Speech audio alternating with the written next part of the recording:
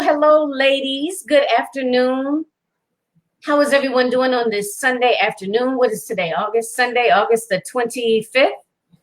So glad you all have joined us for A Queen's Roundtable show, which happens every second and fourth Sunday of the month. And I am your host, Jacqueline Kabah Harrison. I am a confidence and success coach. I work specifically with African American women that have coaching and or consulting businesses. I help them to show up boldly, consistently, and with intention in their businesses, allowing them not only to increase their productivity, but to increase their profitability as well. So without further ado, I have a phenomenal guest here today that is going to inspire you, encourage you, and give you some great tips, right? In terms of how to develop yourself not only personally, but professionally as well. So I'm going to let her introduce herself. Thank you, Jacqueline. Hello to you and all your viewers. Thank you so much for allowing me to share your platform on today. My name is Leticia A. Mathis. I call myself the Chief ImpactHER, H-E-R, because I impact women's lives through coaching, consulting, and I'm actually starting a nonprofit. So we'll talk about that a little bit later. But I'm super excited to be here because I know my purpose. My purpose, of course, is to be able to show women who they are, that they have a purpose here in this world, how to overcome fear, and to just really get to doing what God has told them to do. So that's just a little, I know we're going to get more into it, but that's who I am. And I'm just happy to serve on today. Yes, I am so appreciative of you being here. I try to, make it a variety of, or have a variety of guests come on the show with all different backgrounds and different expertise, because everybody brings something different to the table, and I think that we can all benefit from that and basically encourage and support one another, because it's like, it's not only about me winning or me being successful. It's, it's about all of us, collectively. And just because one person's light shines bright doesn't mean that it dims anybody else's. Because again, we're all unique and we all bring something special to the table. So exactly. My next question to you would be to tell us a little bit about yourself. Like, are you part of a large family? Where did you grow up? Like, where's your business based out of? And just some of your inspiration or the why behind your business and why you do what you do. Jacqueline, I'm going to be honest, I love to tell my story, not because, not to brag or boast or anything like that, but to show women that we all have a story and we all began somewhere. I was born and raised in Cleveland, Ohio. I'm actually back in Cleveland, Ohio now. But I started my business in Atlanta, Georgia. So, baby, when I tell you this has been a faith walk, I spent 13 years working for the Department of Corrections for the state of Ohio. Okay. In 2003, God told me to move to Atlanta. I'm like, seriously, God? Like, I got 13 years in, and my family thought my dad begged me not to leave. And he was like, you got three. And my kids were like literally 6th grade, 7th grade, and 8th grade. Okay. And I was like, I got to do it. My mom gave me her blessing. So I moved to Atlanta in 2003, no job, 3 kids. And I just trusted God that I stepped out on faith. When I tell you that faith really is an action word. And so when I stepped out, I was blessed enough to begin working for the state again for public health this time. And I spent, my background is strategic planning and training. I've done it no matter what. Here's the thing I want to tell people, no matter what your quote job title is, your purpose is always going to shine through in whatever you do. So regardless of when I was in Ohio as the office manager over a regional office in Akron, I still was a strategic planner. I still was a trainer. I still was coaching my staff. In Atlanta, even though my title was as an emergency preparedness planner, I still was a strategic planner. I still was a trainer, and I still was a coach over my staff. And so it took me, 28 years of doing that type of work to really understand that this is my purpose, to be a strategic planner, to coach women of faith, and to train people on how to, of course, walk in their purpose. And so my life really has been a reflection of this walk. You know, my business, let me tell you something. This entrepreneurial journey has been with me probably for 20 plus years. I've done every type of network marketing company. I started my first consulting company in 2010, which was, and I love that story because it allowed me the ability to leave Georgia, spend 3 months in Cleveland to take care of my dad, who later passed away, and you know, to have that freedom, and that was really like ooh, that freedom, that was, I like that. I like that. And so I went back. I actually was called back to work as a deputy director for the local public health office that I had worked in. And so I did that, moved my mom to Georgia. Well, the one thing that she said to me, she was diagnosed with lung cancer in April of 2015. And right before she passed away, and this sticks with me, and I think this is a lot of part of my why I do what I do, because she said the one thing that she regretted was not being able to live that entrepreneurial life that she knew she was called to. She let, of course, you know, the day to day of, well, I got bills to pay, I got a kid to raise. You know, it was 3 of us. My youngest sister had passed away. My oldest sister passed away right before my dad, a couple years before my dad did. So it just left me. But as we were growing up, you know, that was her thought process. I have to provide for my children. And so she said she never got to live that dream. And she said one thing that will stick with me, and I'll share this with your audience. She said, do not die, do not leave this world wondering what would have happened if you had taken that step of faith. She said, if God told you to do it, do it. She said, because you never know. And that was her one regret. And I sat on that thing for a long time. And I was like, man, and I knew God had called me to entrepreneurship, because I was like, God, you've taken me through so many businesses. And, you know, so many people were like, oh, you're such a great leader. You know, you could do this. You think outside the box. And, you know, but we get stuck in our heads like, I don't know if that's for me. You know, I got kids that I got to raise, you know, not to say that we just up, because I've done that, just up and quit our jobs, because sometimes we move a little bit too fast before God says now. But the thing is, though, he's such a great God, because he, of course, covers us even when we mess up. You know, and so that's kind of my why, is my obedience to my call, and seeing the, you know, I get great pleasure when I see the light bulb go on, and women are like, oh, you know, that's what I'm called to do. You know, I show them how to use their natural gifts and talents, find their spiritual gifts and talents, merge them together, and see what exactly their purpose is in this life. Because you're right.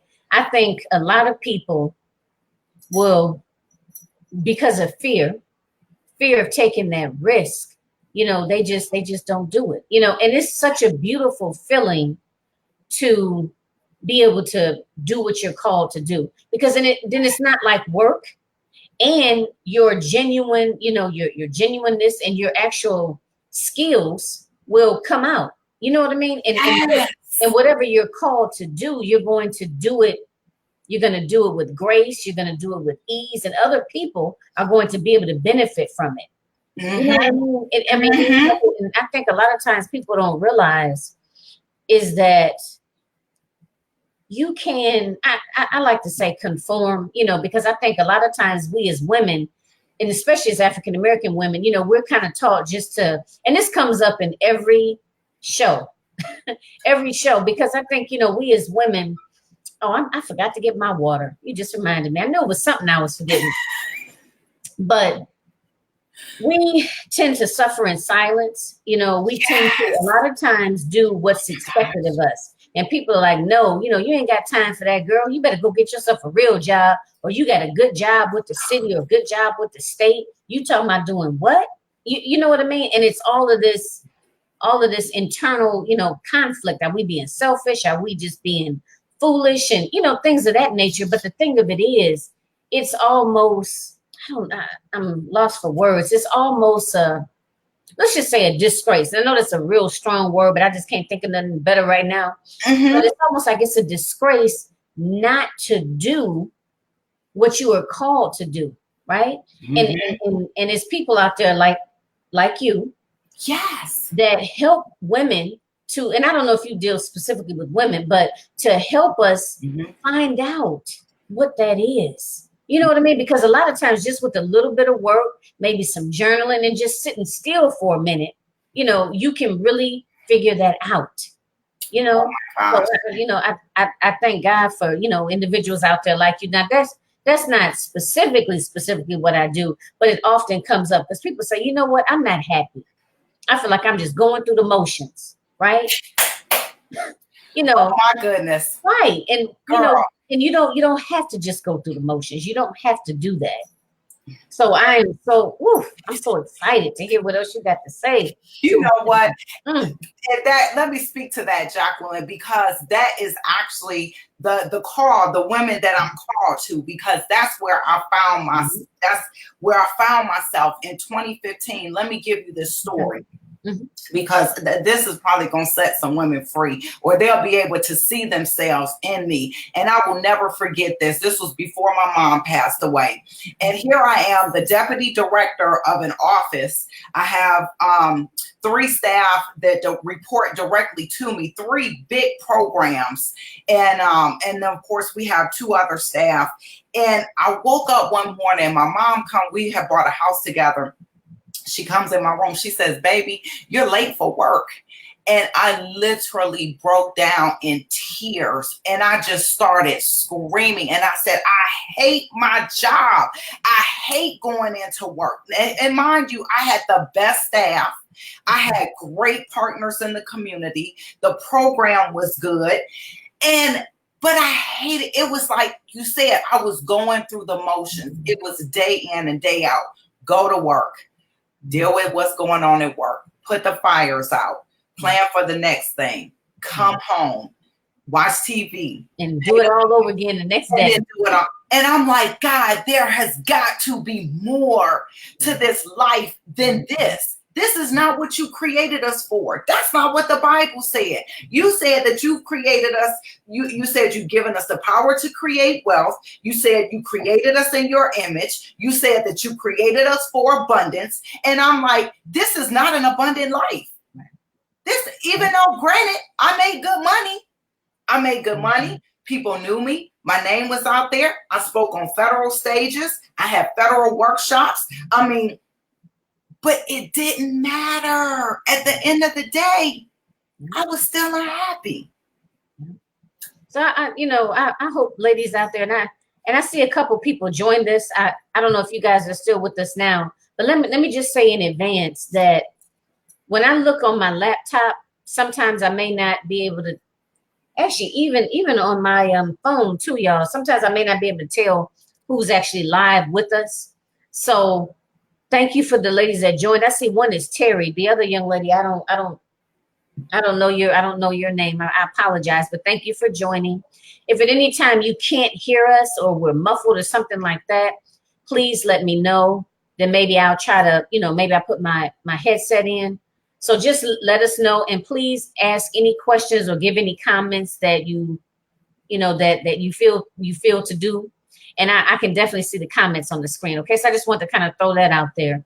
But I initially was saying that I hope you hear this, and I hope this resonates with you about just going through the motions, and doing like what's expected. Because especially since because I've interviewed a lot of women, and sometimes they move into the entrepreneurial realm.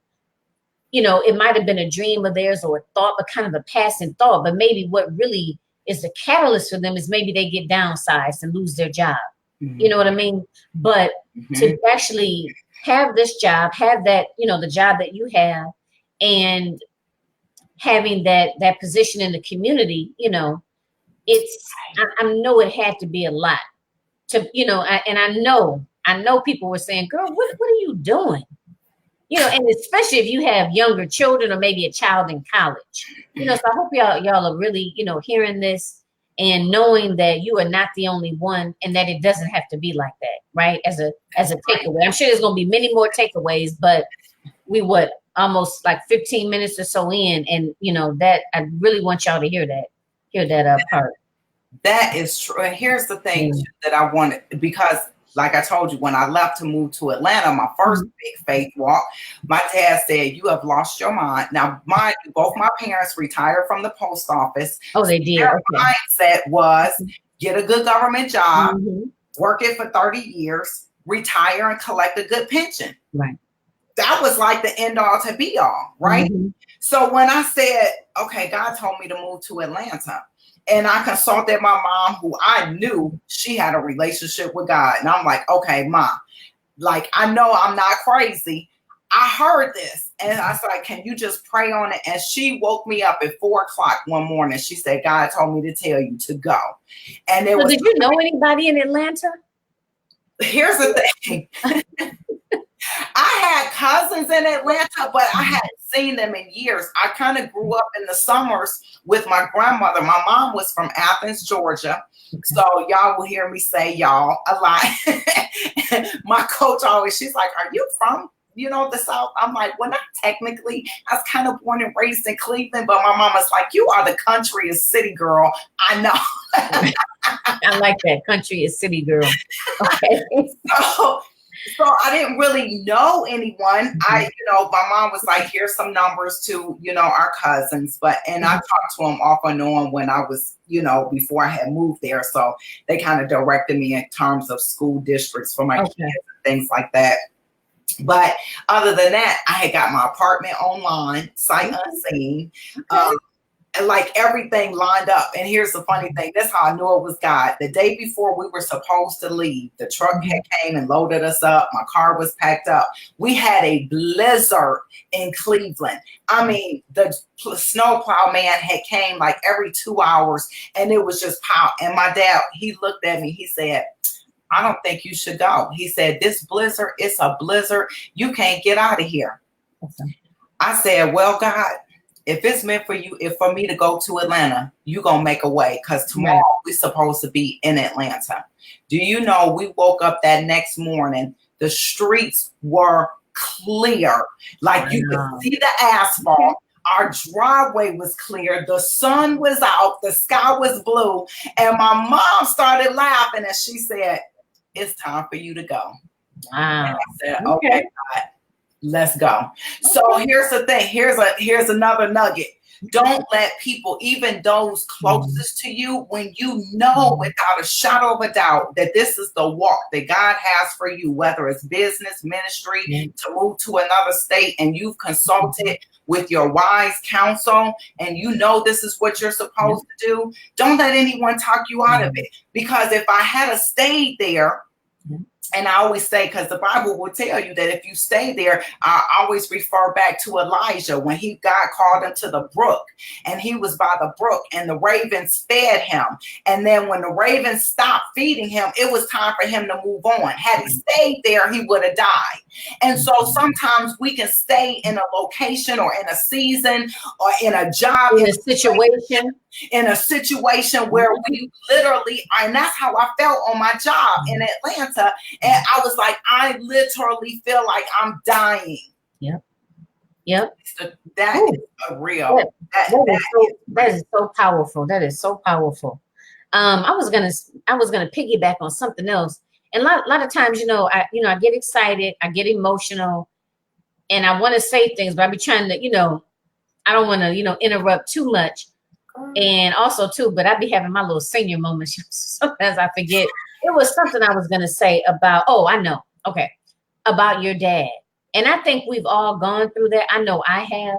And a lot of times those people that are close to us, family members, sometimes, lifelong friends, spouses, sometimes I know in my situation, they love you. They want the best for you, but they're projecting that fear onto you. And sometimes it's hard to kind of, especially if you haven't doubts yourself, sometimes it's hard to not let that affect you, and thank God that you were, that you did what you felt called to do, even though your dad was like, oh, this ain't a good idea. You shouldn't do it. So I know it's kind of hard sometimes. And, and some people we know don't necessarily have the best intentions. And then, there's other people that want to see us succeed and love us and want the best for us, but they're operating out of fear and they're just projecting that onto us, So, you got to be, strong.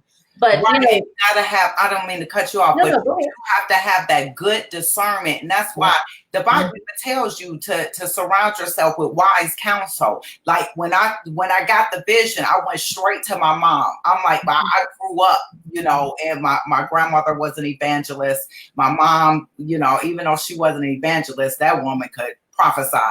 And so I knew she had a relationship with God. So I'm like, okay, let me ask her, am I seeing things? Am I hearing things? So, we surround ourselves with wise counsel so that way, when those naysayers come against us, we got that word. You got to hold on to that word and know that, what, I knew without a shadow of a doubt. I'm like, I know this is God. I'm like, you can't tell me otherwise, Daddy. I love you with all my heart. That's what I told him. I said, I love you with all my heart. It don't mean that I'm leaving you forever. I said, but I gotta go. And my mom was like, will you leave that girl alone and let her live her life? I got things to do. Okay. Because what ends up happening is that it's bigger than you. Right. There's other people out there, other women, men, whomever, need to hear what you have to say. That's it. Yeah. That's it. And fear will keep us from that's when it's the enemy, because fear will, of course, keep us bound and keep our mouths shut when our purpose is to hear. And I read it somewhere that our purpose is to impact other people's lives. Our purpose is connected to other people's destiny. So when we don't operate in purpose and we don't move and do the things that God has called us to do, then we're stifling somebody else's destiny. Yep. Oh, somebody else joined. Oh, I hate that I can't really see. Thank you for joining. I know. I see y'all. I see people on, but it's not showing up on my page either. Yeah. They are. Unless they give like a like or something, then we could see it. But thank you for joining. It looks like a gentleman that joined our channel. Okay, if you click see y'all on the comment side, that's my brother Kevin. Hey, bro. That's your brother. Okay. Hey, Kevin. You know what? Oh, I wanted to say this too. I'm in Michigan. Oh, I know. So we're both Midwesterners, and it's so funny because like when I watched a couple of your lives, I said to myself, she kind of, she has the overall feel of like a, Southerner, but yet I wasn't convinced that it was completely Southern. So it's so cool that you said that, because I was like, wow. City girl, you ever wondered? Yeah. So wait, so you're back in Ohio now, right? I am back in Ohio. Okay. Yep. All right. Nice. So some of the questions that I initially asked, we've touched on it. A lot of it is I want everybody to know, a little bit about you and how you grew up and your why behind your business. And you definitely touched on that. And I'm pretty sure that, we'll probably continue to touch on that as we continue on. But one of the other questions I always like to ask is, what, if you could name, just be, I know you're going to keep it real with us. What has been your biggest challenge, I guess?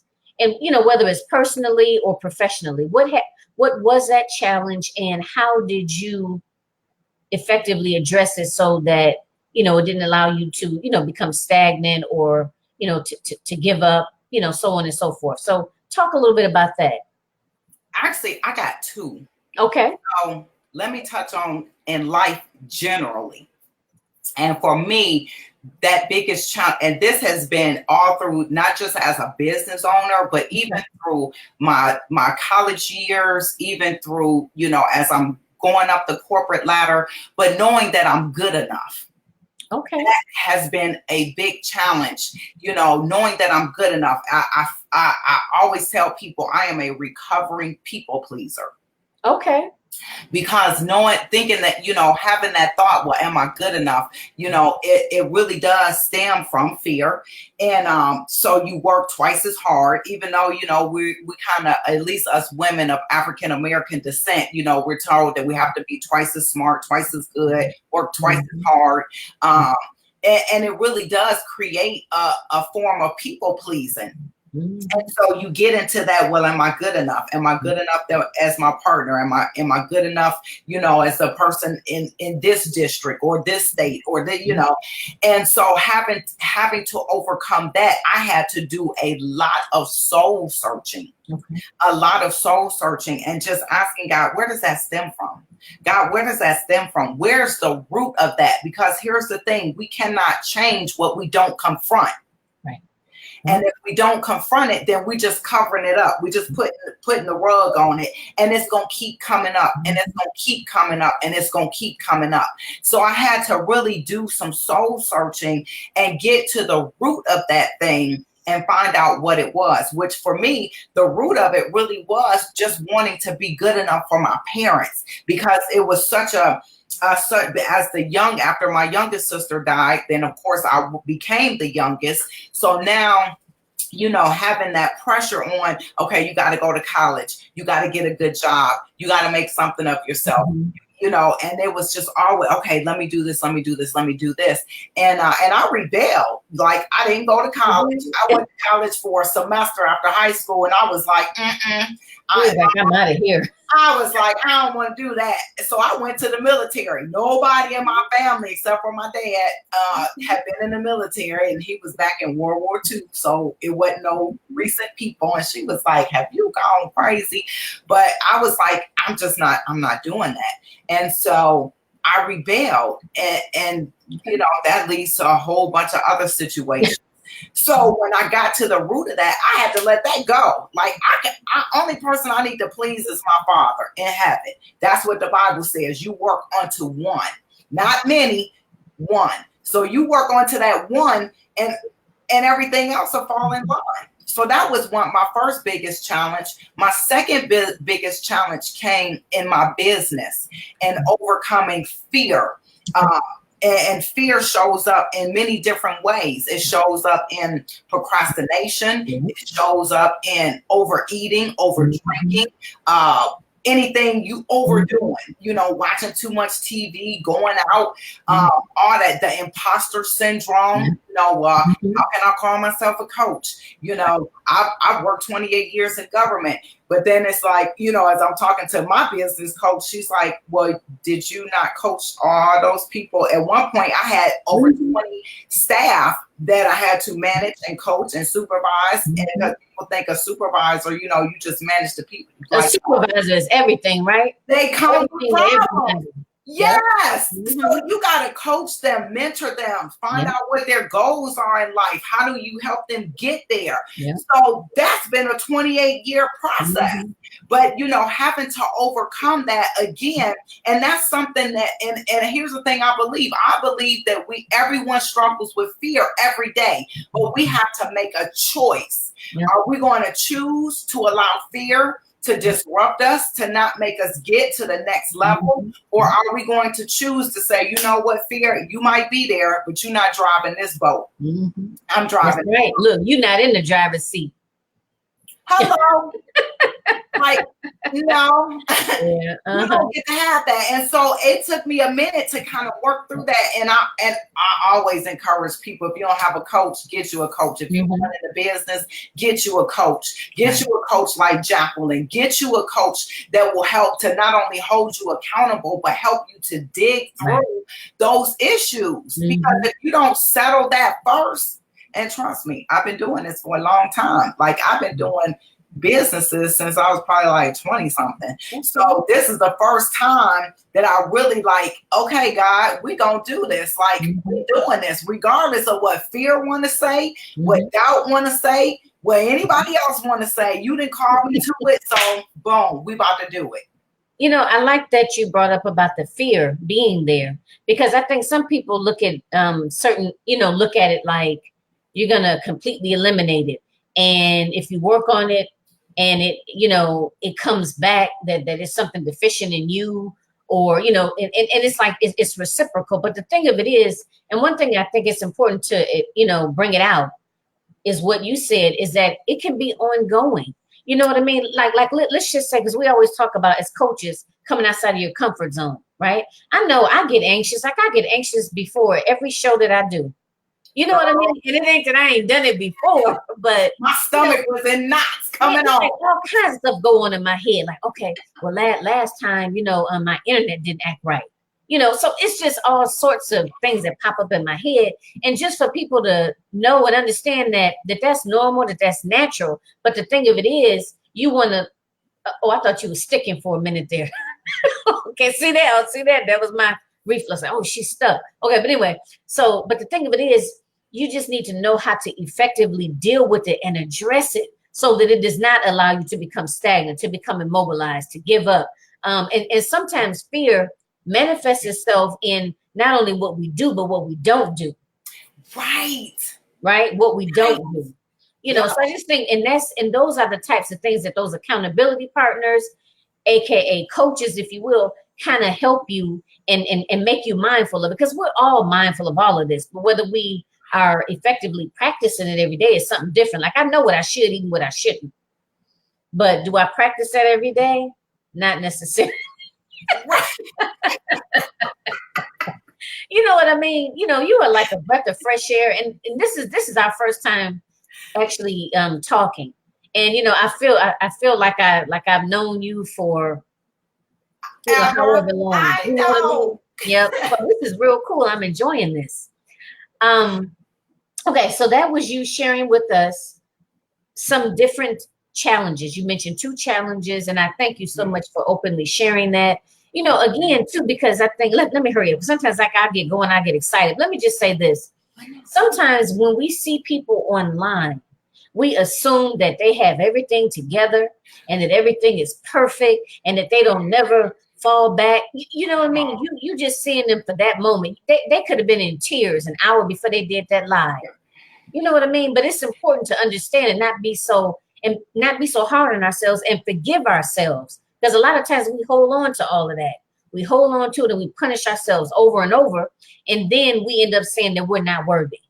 Yeah. Right? Oh, I am so glad you let me just touch on that for a minute, because I just talked about this. So I'm gonna do a shameless plug real quick. I do a prayer call on Wednesdays and Wednesdays at 6:30 a.m., Saturdays at 7:30 a.m. called the Watchmen's Hour. And I teach and educate people on how to apply the word, God's word, to our lives in the 21st century.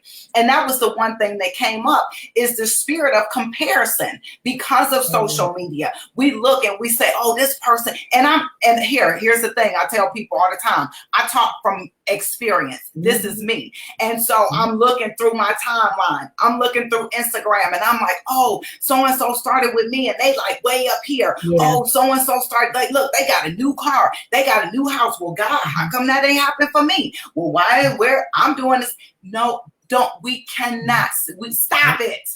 Stop judging yourself, because like you said, Jacqueline, they may be posing. Come on, Lord. They may be posing in front of the new car, but we don't know if that's really their new car. I posed in front of a Tesla. I had the opportunity to test drive it. That's my favorite car. I believe in God for that car. And the guy said, let me take a picture of you. I was like, oh, thank you. I put it as my screensaver. I posted it on my page, and I said, I need y'all to see this, because I'm not going to sit here in front and tell you that this is my car, but I am believing God for this car, and I'm going to let y'all watch God deliver it to me. Right. Ooh, I like that. In this day and time, we need transparency. People they see what they see online, but they don't understand that the struggle is real behind the camera. They don't understand that we got to go through a daily ritual, that we got to stay purpose in that thing, that when fear comes about, doubt comes about, the naysayers come about, people looking at you, well, why are you doing that? People like, why are you moving back to Cleveland? You had a good job in Atlanta. I'm like, I got to be faithful to what God called me to do. I don't care what y'all think. I don't care what y'all say. I don't care what social media say. I ain't doing it for the gram, but I'm doing it because I have to be obedient. In this season, when I know the blessings and the window of heaven is open, it's only because of my obedience. Yeah. Flat out. That's it. That's it. Plain and simple. That's it. I know that's right. And, that comes up all the time, too, about the naysayers. I know, because my road has been kind of rough, I had to go outside of like family and friends. And thank God I found a lot of supportive online communities, people all over the country that I ain't never even met before. You know what I mean? Yes. And you know, for a while I was kind of on a little pity party about that. But you know what? Yep. Sometimes Don't that's we what you all? have to do. Hello. You know, so That's it. And not to say that our friends and family, and that's why I tell other business owners, stop trying to get your friends and family to support you. Your services may not have been created for them. Your services are created for the world. All of us have an international platform. It's, are you going to take the chance and have the faith to step out onto that platform and allow God to be God? Yep. Absolutely. I had to shift over here. My iPad was about to die. But the next question I want to ask you, so you talked about your challenges. And I'm trying to keep a check on time because I want you to have plenty enough time for, you know, your actual topic. So I want to ask you this. Tell us something. Well, you know what? Maybe I just lump them all together. You can decide how you want to answer them, which one you want to answer first. So it's, how do you make sure that you practice good self-care? Tell us something interesting about yourself, like something that we would be like, oh, word. Well, one thing was we said military. I was like, really, military? So that kind of threw me off. And what advice would you give to a younger version of yourself? Ooh. Okay, I'm gonna try to answer all three in one. Okay. How about that? Okay. One, I had to learn self-care, and it came on the cusp of being hospitalized and having bad. I actually wound up in the hospital. I was on the road and going from here to here to here to there to there to there, and I got sick, and I wound up having walking pneumonia. And even though I was at home sick in my bed with 104-degree fever, everybody kept calling me like, how do we do this? How do we do this? How do we do this? And at that point in time, I was like, nobody cares about my health because I've allowed them not to care about my health because I've been there for everybody all the time. So I had to learn how to set healthy boundaries. For me, that looks like I cut the ringer off on my phone. It's automatic. My phone goes into do not disturb at 10 p.m. Eastern Standard Time, Monday through actually 7 days a week. Now that I think about it, 7 days a week. You cannot. People are like, oh, I called you and it went to voicemail. That is for a reason. Right. So because you have to have that downtime. That's one. Two is Sundays, I normally don't work. I normally don't work on business or anything. It's my one day. I go to church. I listen to my pastors. You know, I just refuel myself. And then three, I spend time with God every single morning. Every single morning, I'm up, I'm in my word.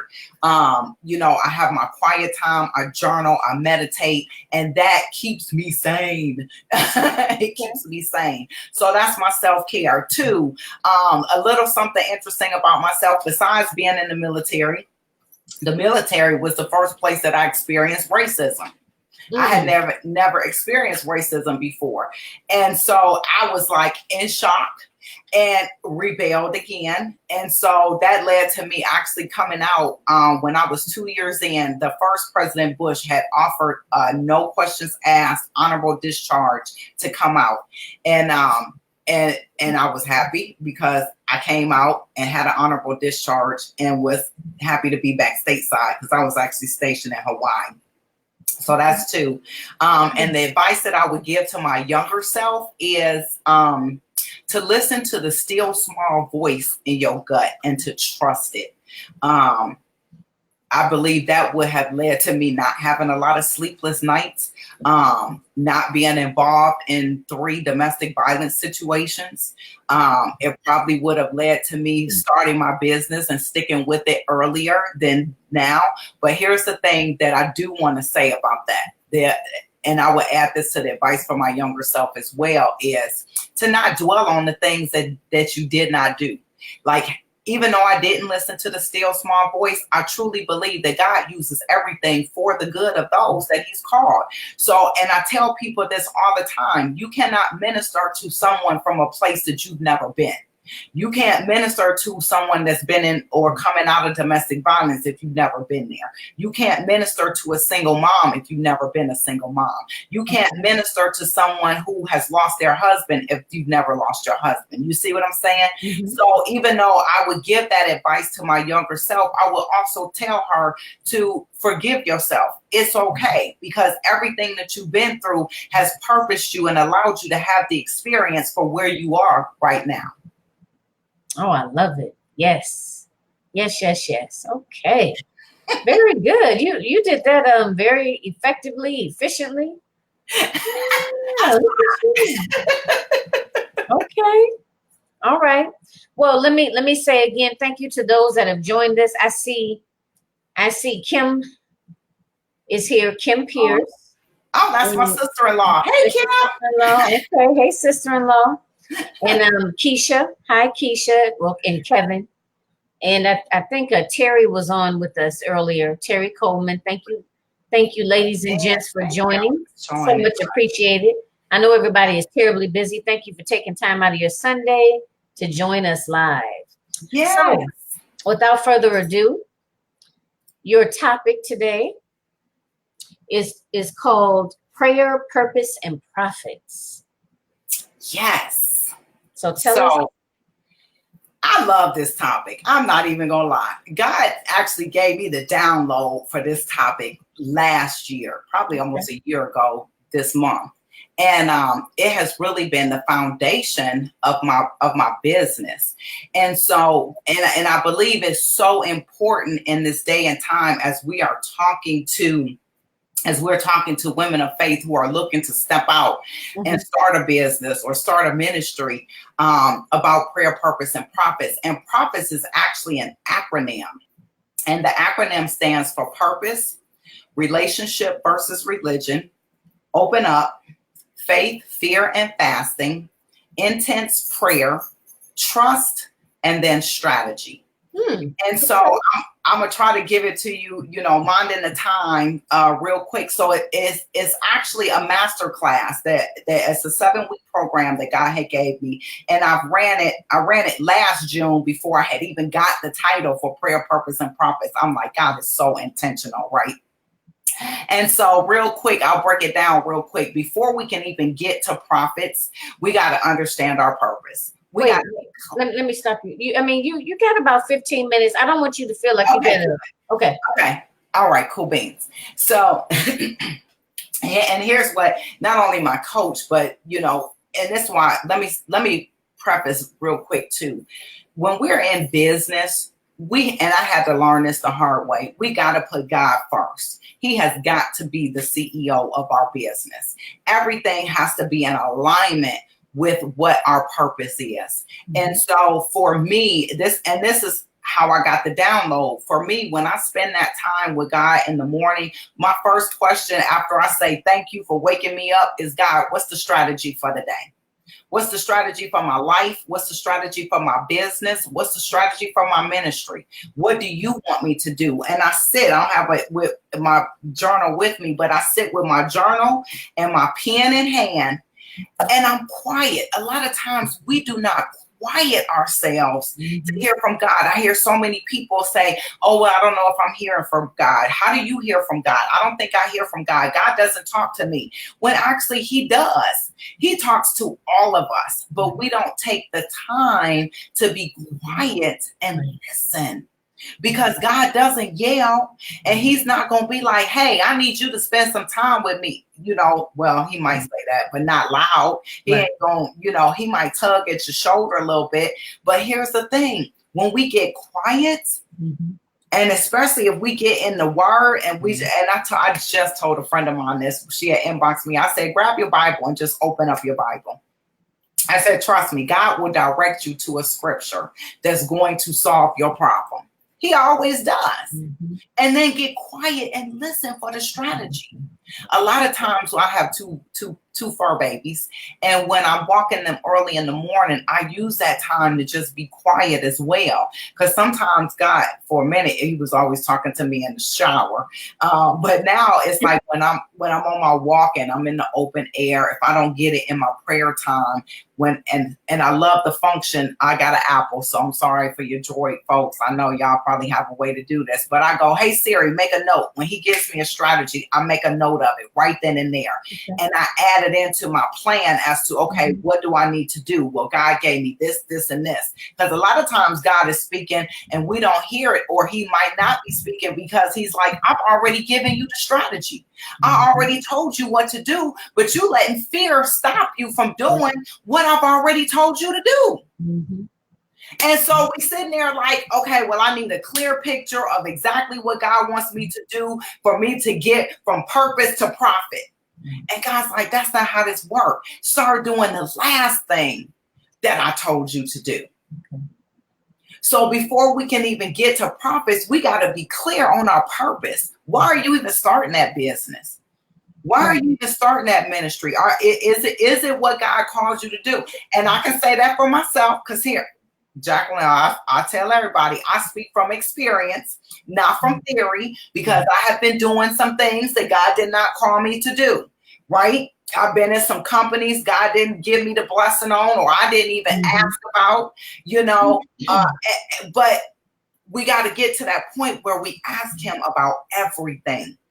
And so when we ask him, okay, God, what's my purpose? When we get clear on our purpose and what he's called us to do, then of course we can begin to move forward towards those profits, right? Mm-hmm. And so, and here, this just goes together because the R is for relationship versus religion. Before we even really get to the purpose, we got to have a relationship with God and not religion, because religion tells us you got to go to church every day. You got to do this. You got to do that. Don't smoke. Don't drink. Don't cuss. Don't do whatever. Mm-hmm. That's legalism. Right? Okay. Relationship is, God, you know what? And I crack up about this because last Saturday when I was doing the Watchmen's Hour, girl, I got so passionate and I said, I think I said the S word on the camera. I was like, oh my gosh. I was like, like freaking out. And God was like, no, calm down. He said, this is a teachable moment. And I was like, oh yeah, right? And so, but we get caught up in religion, like, oh my God, I'm not supposed to say that. No, we don't do it on a regular basis. But I was caught up in the moment, getting the message over. And God was like, he used it as a teachable moment to show that, hey, when we got a relationship, there's no condemnation.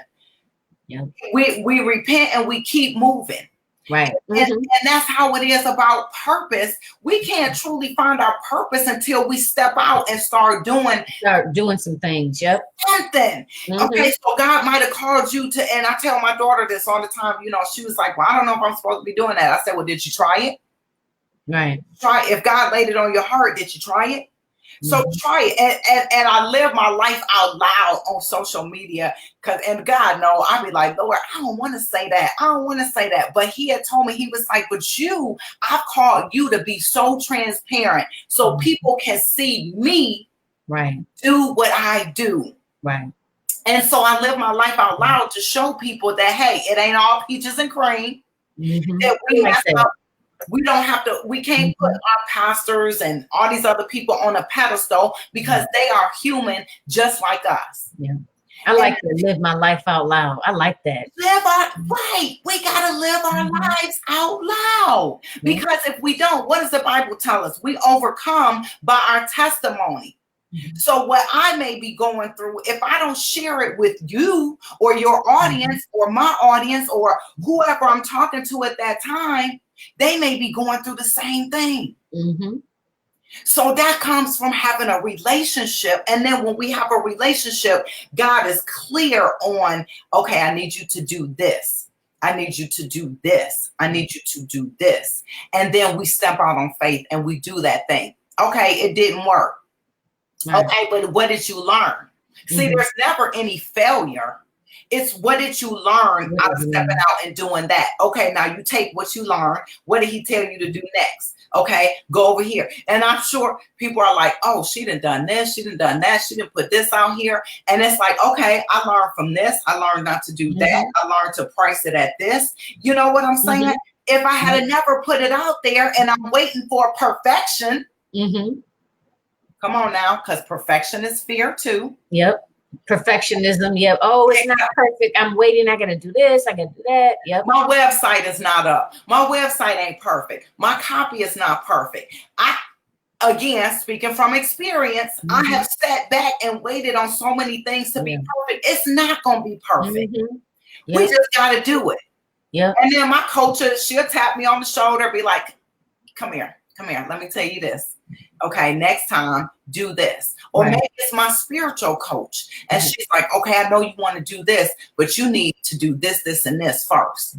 Oh, okay. So we got to always be also, and this ain't part of one of the profit acronyms, but we got to stay in a state of being able to receive. And maybe that should be a part of we need to be able to receive constructive criticism from wise counsel. And not be so quick to catch an attitude. Well, how you going to tell me what to do? Well, how you know? Well, no, I want to do it myself. I want to do it this way. Well, this is the way that I priced it.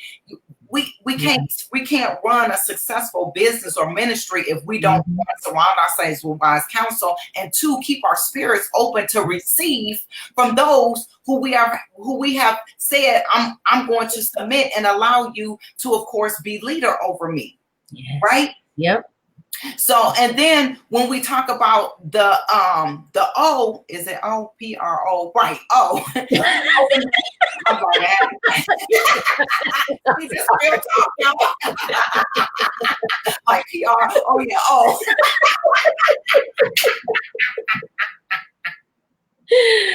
Oh, I love it. Go ahead. But that's what I love, Jacqueline, right here, because it's live TV. This ain't nothing scripted. This is nothing like, oh my gosh, she messed up. She got to retape all over again. No, I'm a real person. I make mistakes. And so, yes, I'm counting it. P-R-O. O for open up. We got to open up our mouths. We got to open up our mouths to the things that, of course, are holding us back. We got to open up our mouths to our brokenness, our wounds, the demons that we deal with that are tormenting our minds. I go back to, we can't heal from what we don't confront. So we have to open up about your business, open up about the things that you need, open up and say, you know what? I don't know this. You know, I was just telling somebody else, I said, I done got to the point now that I'm not trying to do it all myself. Like when I first started, I tried to build my own website, tried to write my own copy, tried to do my own landing page. Girl, yeah. Now I do go back in and change my website around because I didn't learn to. And that skill helped me because one of my clients, she needed a website and I was working with her web designer and I was like, give me that. I know how to do that, And so, but if we don't open up about the things that we need, then we can't move forward. Yeah. Right? And I'm sorry. Go ahead. Go ahead. It's so much. I mean, I'm trying to hold it all in, but I like how you mentioned, what'd you say? You said relationship versus religion. I really, really like that, how you went on to explain that. And it makes a lot of sense. That was, I mean, you give so many good points, so many good points. And I really do appreciate your honesty and your transparency. And I think it's so important that people see that.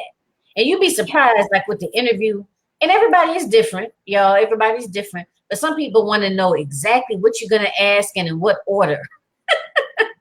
You know what I mean? I don't care. It's really just, it's just about just being who you are. I mean, nothing is perfect. Like I did a video one time and I looked back at the dang on video. My son was in the video with no shirt on. Or y'all, I done got a little bit better, y'all. But if you look back at some of my other videos, my lighting is not good. I've been told my angles are not good, all of that. But I'm kind of learning as I go. You know what I mean? Like you said, it just became a matter of I just started doing it. You know what I mean? And as I do it, I experience different things. I meet different people along the way. I learn different things. I'm getting better with working programs, all of that kind of thing. It's just a matter of just starting it. and realizing it's not going to be perfect, and being able to call yourself out on your own BS. You know what I'm saying? You got to call yourself out on it. Like, okay, you know what? No, it's not perfect. But you have to really realize when you're using that as an excuse. And that it's just fear. You know what I'm saying? Because I'm a recovering, I like to call myself, I'm not a recovering people pleaser, but I'm a recovering perfectionist, honey. Everything has to be just so, you know. And I kind of have to, well, having an 8-year-old also helped me get rid of some of that. But That's right. you know, I be doing a video, he'd be popping in, all of a sudden this little person creeping up in the background. You know, so but I kind of, you know, and I'm still working on it. But here's the thing. You are human. Right. You are a business owner who has a family. Yep. That is going to happen unless you a millionaire where you got your own building, your own office, and your home is away from your office. Yep. That's gonna happen. It is what it is, you know, and then there's gonna be some people that may not want to follow me because of that. You know, I had somebody say to me once, and this is a friend or family member. Oh, you need to be, you know, your things need to be a little more polished, and you shouldn't use the word y'all and stuff like that. But the thing of it is, that's who I am.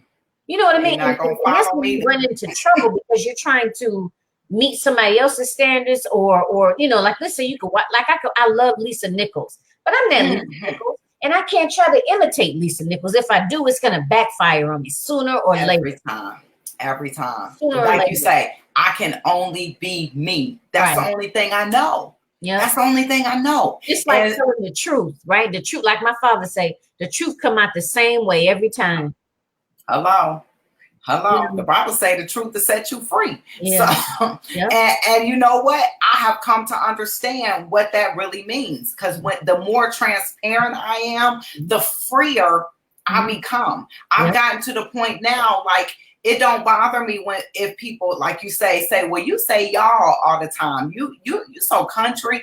And I'm like, I know when to talk proper and to have, but here's the thing. God created me this way because when I'm trying to be proper, that's not my normal voice. The passion, the Holy Spirit don't show up because now I'm being fake, right? I'm not being myself. When I'm myself, God's like, okay, I can use you right there. Yeah. What? Yeah. He wants to use you right where you are. Yeah. That's it. That's it. You know, and that's a whole nother subject, but ain't that true? That whole piece about, especially being a new entrepreneur, I think a lot of times we see people and we follow them. You know, we see that they're successful, they get a lot of likes and everybody's jumping on their live. And sometimes it's easy, y'all, to say, and I've been there, and I still do it from time to time. Not as much. I'm learning and I'm growing as a person. Oh, hi, Tamara. I hope I'm pronouncing your name right. Hey, Tam. She said, "This is powerful." Good. I love it. I'm glad. I wanted everybody to get something, you know, get a lot out of it. But what was I saying? I'm having a senior moment. Sorry. Okay, so you see people and you think like, wow, they're successful. Maybe I need to do what they're doing. You know, maybe I need to look the way that they look. You know, but the thing of it is, you just got to be you. You got to be who you are, and people will be drawn to you for that reason. And the people that are not drawn to you are just like, I don't. That's not your tribe. And that's not your tribe. You know, and it is what it is. And you want, you know, and you're just like the people you're drawn to. You're drawn to them for a certain reason. You know, who you chose as your coach and who you follow and things of that nature. But you just got to be who you are. It's so easy. It's easy. Absolutely. And like you said, it's free and it's powerful. Yes. And that actually brings me to faith, fear, and fasting, because we have to have, see, that's you right. See, that's human. Look, I got a little voice saying, when are you going to be done? Right. It's time to eat dinner, Mom. Okay, give me 5 minutes, young man. But see, look, now you see how that just happened? That's real talk. That's real. Like, this is real business. This is a real TV show, but this is real life. I still have a real life. Yeah. Right. And so this is where faith, fear, and fasting kind of falls in, because we got to have enough faith in God that our message is for those who are, like we said, are our tribe, who we're connected to. Therefore, those that, of course, see value in what we bring to the table. There's somebody that's watching you that's like, I like the fact that Jacqueline is so transparent, and the fact that her son, I don't have to feel bad when my kid is crying in the background and I'm trying to do a video. Mm-hmm. Right? Because here's the thing. Do not despise small beginnings. Lisa Nichols will tell you about when she's ran her business out of her closet, when she had to put, paper towels on her son as a diaper. Right? Do not despise small beginnings. So yes, my beginning, my next story may be, well, I was in my living room and my son used to come in and say, hey, what time is dinner? But now I'm here. Yep. So we got to have enough faith that as we step out and do the thing that God has called us to do, that he will continue to build on that. We will continue to elevate. So we can't allow our fear, because the opposite of faith is fear, right? Yes. And then, fasting. I always love to put fasting in there, because a lot of times we can break fear through fasting.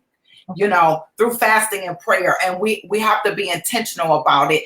And I'll actually have my clients, we'll do a 3-day fast where we just pray and fast about whatever it is. It's usually intentional about whatever it is that's holding them back, whether it's fear, doubt, worry, anxiety, the spirit of comparison, rejection, abandonment. That spirit of rejection ain't no joke right there, because that'll stop you cold in your tracks. Ask me how I know, right?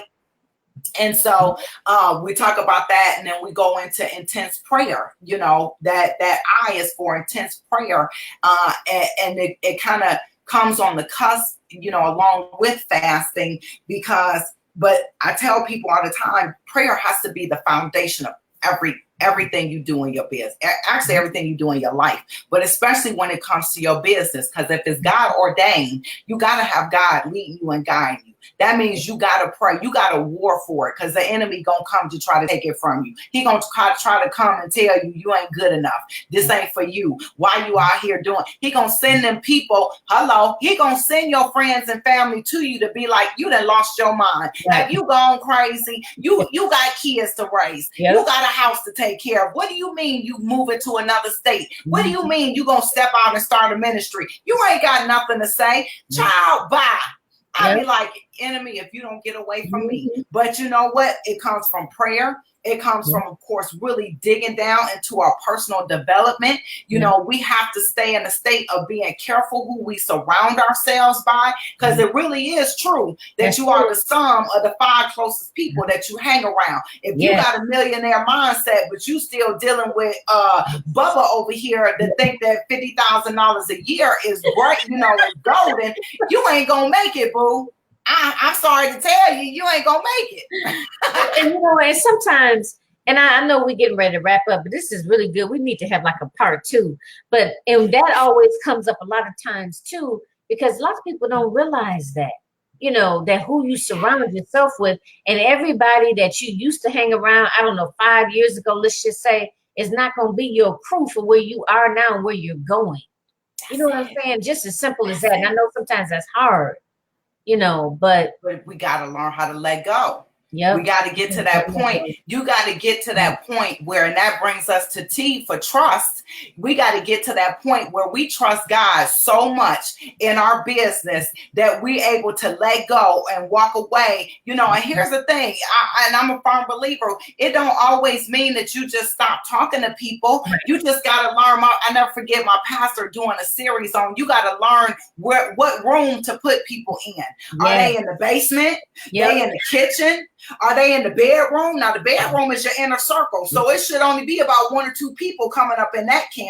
So we just got to learn to compartmentalize our relationships. So, I got some business besties, right? That I surround myself with them. Like, we got the same mindset. We chasing after the same goal. I got my friends and family. I still make time to hang out with them. So we just got to learn how to trust God to know who our circle is. And then the S just stands for strategy. To get a strategy and serve our tribe. Serve our tribe from a place of excellence, from a place of integrity, from a place of, okay, God, you gave me the strategy. I didn't work through my fear. I know it's going to be here, but I'm about to take this leap of faith and I'm going to trust you to catch me. Yeah. That's it. That's it. I love it. I love it. I love it. A couple of comments. Miss Tamara said, yes, y'all got to have a part 2. And she said the enemy is always out there trying to destroy somebody's life. Yes. Yep. And then, and then she also said about faith, fear, and fasting. Mm-hmm. Yeah. That's so, it. So let's go ahead and conclude. Yes. So tell us about if there's anything, like announce your Watchmen's Hour and how they can find you. Right. Okay. So for y'all that don't follow me on Facebook, I pretty much do a lot of my social media on Facebook. So I'm at Leticia A Mathis, and then my ministry page is Leticia A Mathis page, because Facebook crazy and won't let me call it Leticia Mathis Ministries. But so you can follow me on social media for all the updates. I do the Watchmen's Hour Wednesday and Saturday morning. So Wednesday morning at 6:30 a.m. Saturdays God lets us sleep in until 7:30 a.m. Till whole 7:30. Until a whole 7:30. But for your guests, for those on the show who would like to just talk with me about their purpose, maybe finding out how to work with me, I do offer a 30-minute consult for free. You can schedule it on my website at prayerpurposeandprofits.com. prayerpurposeandprofits.com, and then click on services, and then you can book a consult. If you know right off that you just need a strategy, okay, I know what my purpose is, I got my business idea, I just need a strategy to get to the next level. For your audience, I'll do half off my normal $297 60-minute consult. We can do a prophetic, I call it a prophetic strategy call. And for $197, we'll do 60 minutes where I actually give you a strategy and the action steps to go with it. Because a lot of times we got the idea, we know what we want to do, but we just don't know where to start. And we get caught up in overwhelm. That's a whole nother conversation. You know what? I'm sorry. Tell me that again. I'm going to type it in here. What was the web address? It was Prayer, Purpose, and A&D Profit. Prayer, and then just prayer and then purpose, right? No space. Right. No spaces. Prayer, Purpose, and Profits with an S.com. Okay, I got it. Okay. Yeah. And just tell them click on the services, and they'll see, which means when I get booked, that's it, prayerpurposeandprofits.com. So those that watch the video will only know to go to that website, click on either we can consult. If you know you just need strategy and an action plan, do the 60-minute link, you'll see prophetic strategy call. Now, if you want to, because Prayer, Purpose, and Profits is a 7-week group program, and if you feel that is a fit for you, then let's get on a call and let's talk about it. For your audience only, if that is something they want to do, I will offer it half off for $997. It's a 7-week group coaching program. We meet every week, and then at the end, we actually have a one-on-one strategy call where we set out your action plan with the steps to go with it. So that's my offer for today. So I look forward to speaking to you all, to talking to you, to getting you moving forward, because I know some people are just stuck. They just stuck in overwhelm, stuck in fear, stuck in doubt. And I love that when I coach and when I consult, I ask the Holy Spirit to come in, so that way I allow him to tell you. Either he gonna give you confirmation, or he gonna tell you, nope, that's not the way to go. I've seen it happen so many times, and I just get thrilled when people say, oh my God, that's what God told me to do. I'm like, yeah. Well, you know what? I put it in so they can see it, and then I put it in the comments, and I also go back in and I'll put it in the narrative part too. Okay. So Thank you so much for allowing me to come on. I had such a great time. Look, y'all, I'm telling y'all, fear has showed up, and I was like, oh my God. Now, mind you, I did my notes and everything, and I'm like, Lord, I don't know what to do. But you know what? See what happened? We just had a great conversation. I really, really, really enjoyed chatting with you. And I'm sure we'll be collaborating again in the future because I love doing collaborations. I love it. Me too. Just let me know anytime. I'm open. Okay. All right. Excellent. All right. Go feed that young man. All right. Everyone, enjoy the rest of your Sunday afternoon. Thank you for joining us. Again, I'm Jacqueline Kabay Harrison. You have joined us here for A Queen's Roundtable Show, which happens every second and fourth Sunday of the month. I stream live from my Facebook page, not my business page anymore because Facebook was giving me a little trouble with that. But please tune in. Like I said, I always have a different entrepreneur every time, and they offer useful tools and techniques, so you don't want to miss it. Okay? So thank you again, everyone. And Miss Mathis, it was so much fun talking with you. And I'll talk with you again in the future soon, okay? Definitely. Thank you. Bye, everybody. All right. Bye-bye.